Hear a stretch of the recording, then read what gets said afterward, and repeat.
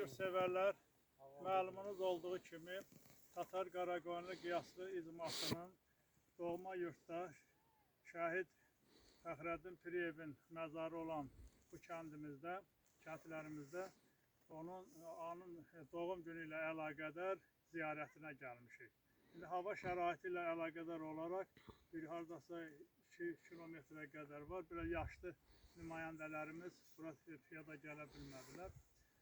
Yəni imkan olan, biraz sağlamlıq imkan verənlər gəlib ziyarət edirik. Və bu tədbiri qeyd etdiyimiz kimi Fəxrəddin Piriyevin doğum günü ilə əlaqədar və digər şəhidimiz yuxarıdadır. Birazdan onu da ziyarət edəcəyik. Etibar Cəfərovun məzarlarını ziyarət edib ənənəvi olaraq adətimizə davam etdirəcəyik. Yəni yel çərşənbəsində kəndlərimizdə birazdan o şənlik tədbirində keçirəcəyik. Fəxrəddin Piriyev haqqında danışmaq, yəni hamımız məlumatımız var, biraz orta nəslin.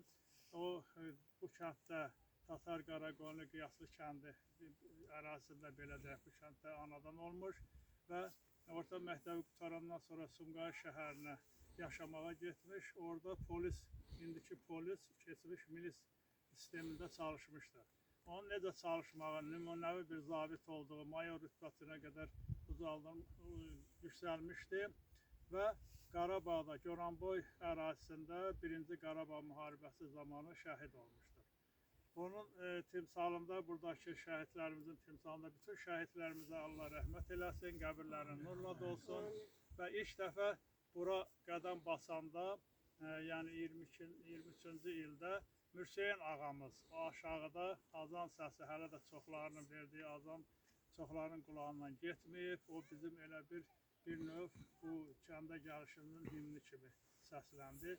Mürseyin ağamıza da Allah rəhmət eləsin. Onun qədəm basdığı bir yer həmişə uğurlu olub. İnanırıq ki, orada yaşayıb, onu da həmişə xatırlayacaq, qəlbimizdə yaşayacaq. İndi isə bir kimin ürək sözləri var deyər, tədbirimiz davam edir. Qeyd etdiyim kimi, birazdan da Etibar Cəfərovun məzarını, şəhidimiz Etibar Cəfərovun məzarını ziyarət edəcək. Şimdi ağsaqqalımız ilk növbədə Səxavət müəllim çıxış eləsin. Cəfər müəllim, çox sağ olun. Bugün kəndimizin Qəhrəmanoğlu. Fəxrəddin Piriyevin anım kəndi. Bu münasibətlə Sumqayıt şəhərindən qohumlar, qonşular, dostlar təşrif buyurub bu qəbirstanlığa gəlmişik və onları yad edirik. Fəxrəddin Piriyev elə götürəndə mənlə həm yaşıdıydı.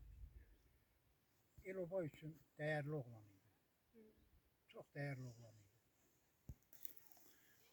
Fəxrəddin Piriyevə də rəhmət eləsin, həmçindəki bütün Azərbaycan şəhidlərimizə və arz edirəm ki, bu adət-ənənəni bizdən də sonra gələn nəsil davam elətdirsin.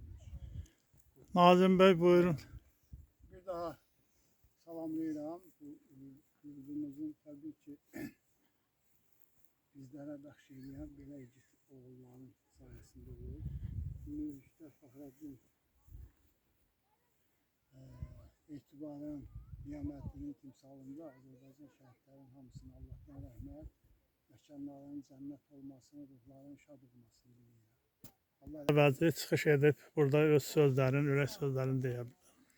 Təşəkkür edirəm. Bugün bu torpaqlara biz gəlmişiksə, bu torpaqları ziyarət ediriksə, şəhidlərimizə borcluyuq, qazilərimizə borcluyuq. Onların səbəbinə biz bu torpaqları gəldik, gördük, ziyarət elədik. Yəni heç zaman torpaqlarda onların gələcək bizim şagirdlərimiz, bizim övladlarımız davam elətdirəcək və biz də bir müəllim olaraq onu özümüzə borc bilirik ki, gələcək nəsillərə çatdıraq onların qəhrəmanlıqlarını, onların igidliklərini. Yəni kiçik balaca sinif otaqlarında biz müəllimlər, ziyalılar təbii ki, əskər olduq. Arxa cəbhədə döyüşən əskərlər olduq. Hər zaman təbliğ elədik, biz təbliğatımızı apardıq ki, vətən yolunda, vətən uğrunda bizim düşmənlərimizin əleyhinə danışdıq, təbliğatlar elədik, tədbirlər keçirdik. Heç vaxt bu torpaqlardan əl çəkmədik. Mənəvi deyək ki, yəni biz də arxa cəbhədə öz üzərimizə düşən öhdəliyi layiqincə yerinə yetirdik və bundan sonra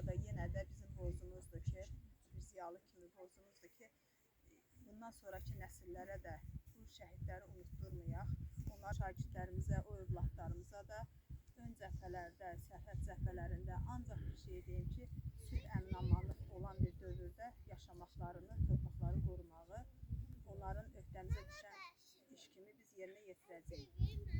Və şəhidlərimizə Allah rəhmət eləsin, qazilərimizə can sağlığı versin.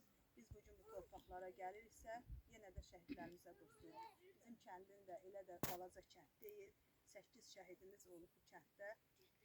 1-ci Qarabağ müharibəsində də, 2-ci Qarabağ müharibəsində də hər birinin önündə, qarşısında baş əyirik. Allah rəhmət eləsin şəhidlərimizə. Bugünkü gündə bura gələn iştirakçıların hamısına minnətdarlığımı bildirirəm. Və şəhidlərimizə Allahdan rəhmət diləyirəm.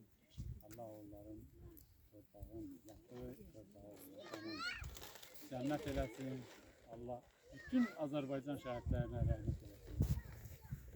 Mustafa Cəfərovun qardaşı Dilavər bəy. Bir şəhid qardaşı kimi sən də ürək sözləridir.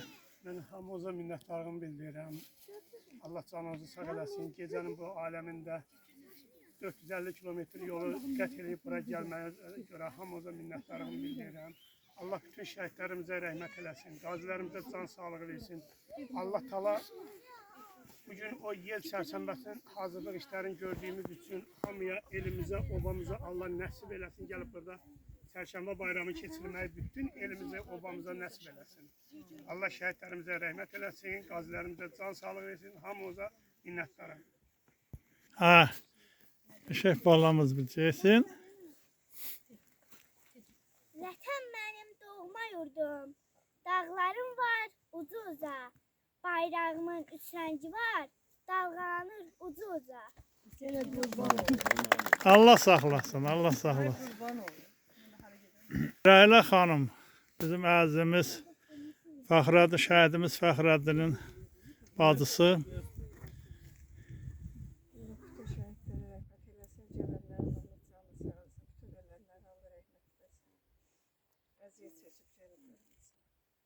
Hamının borcudur, yəni bütün şəhidlərimizin daimi qəlbimizdə yaşatmaq və onları xatırlamaq hər bir Azərbaycan vətəndaşının, eləcə də bu doğma yurdumuzdan olan sakinlərin, yurdsevərlərin borcudur. 10 mart 2026-cı il Tatar Qaraqoyunlu Qiyaslı icması.